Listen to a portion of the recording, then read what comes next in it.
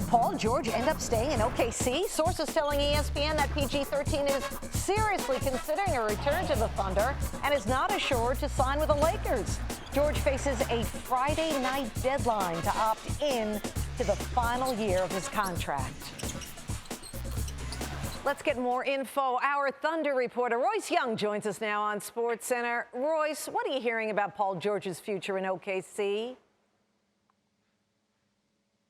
Yeah, Linda, there's a lot of optimism kind of circulating around the league right now with regards to Paul George and the Thunder. And really, if you want to trace it back to where that starts from, it's Paul George himself in this era of anonymous sources.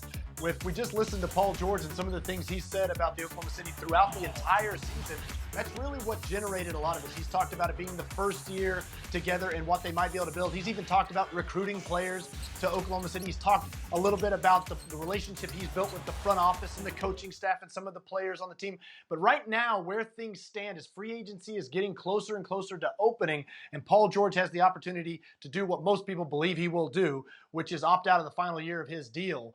Right now, the Thunder sit in a position where there's a lot of hope and belief that they have a real chance to re-sign Paul George. That's something nobody around the league thought they had any prayer of doing when the Thunder made the trade for him almost a year ago exactly. But now they sit with a meeting ready to be scheduled with Paul George and a chance to re-sign him. Pretty exciting stuff for sure for Thunder fans. You know, Royce, how would you describe Russell Westbrook's involvement in the recruitment of Paul George? Yeah, Linda, that's the key. And that's really been the ace in the hole for the Thunder and what they're trying to pull off here with Paul George. They've thrown a lot of things at him. They threw a welcome party for him. They've rolled out the red carpet for his family. They've checked a lot of boxes, as Paul George said himself. But what the Thunder have and what they've relied on a lot throughout this season is Russell Westbrook, and hoping that there would be a bond and a connection built both on and off the floor for Paul George. Obviously, there was a lot made of the Kevin Durant, Russell Westbrook relationship. But one of the things that the Thunder hoped would play out in this case is that Paul George was going to step in and meet a 28-year-old Russell Westbrook rather than a 19-year-old Russell Westbrook. Paul George was going to get to know a mature Westbrook, a guy that had won an MVP and was very sure of himself in the league. And those two guys, they have gotten to know each other. You know, just a month ago for George's birthday, they went paintballing together out in Los Angeles. So there's a true friendship there. And when it comes down to the Thunder trying to make that final push to re-sign Paul George, it's going to be Westbrook as their key recruiter. It's going to come down to, does Paul George want to play with Russell Westbrook? Because that's something George has said, Linda. He wants to play with star players, and the Thunder have one in Russell Westbrook. Feeling like you're valued, feeling like your love could go a long way. Looks that way for Paul George and the Oklahoma City Thunder. Royce Young with the latest. Thanks. When we last saw Bobby Marks last hour, our NBA front office insider, he was explaining how it is a possibility, I still can't get over it, the Lakers could get Kawhi Leonard, LeBron James, and then Paul George here. Now, the Thunder have called, and they're not very happy. They're certainly hoping that George decides to opt in. How do they make this work with Paul George? And again, with the cap, and this is a team that was knocked out in the first round with Paul George. So they want him back in, and how do they make this work and improve with him? Well, it started last week with Carmelo Anthony opting into his contract, $28 million. We all knew that Anthony was going to opt in.